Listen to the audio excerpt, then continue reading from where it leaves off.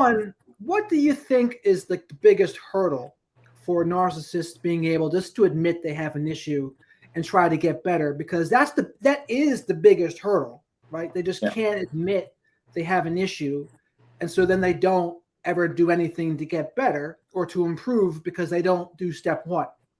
So I have a few thoughts about that, because I think it depends if we mean like, to admit that they mentally have something going on, or to admit that they're a narcissist, because those are two separate things in my opinion. Yes, I agree.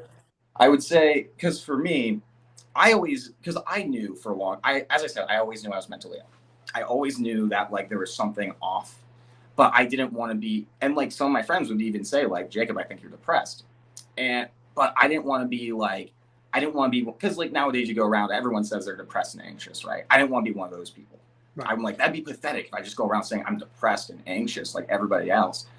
And it also made me feel like if I admitted that I was being burdened by depression and anxiety, then that means that I'm lesser than all these other people that can just deal with it. So I shouldn't even bring it up.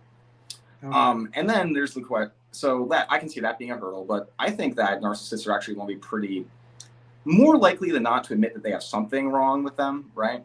As long as it's something maybe special, because that's attention right there. It's like, I have this terrible mental illness, but I am getting past it on my own and stuff like that. But now we gotta take a look at the word narcissist though. Why can't narcissists admit that they're narcissists? Well, would you want to admit that you're a narcissist? I mean, this isn't a word describing mental illness anymore. It's a pejorative. So you go up to a narcissist and you're like, I think you might be a narcissist. They're not hearing, and we're a group of people who are already super sensitive to criticism. So we're not hearing, I'm concerned for you. I think you have this mental illness that you might be struggling with. We're hearing, you're an abuser. You're this bad word. You're a terrible person. And so I mean, honestly, I think anybody would struggle to admit that they're a narcissist or have any sort of mental illness if the term itself was so misused all the time. I do think it is overused, and it does cheapen it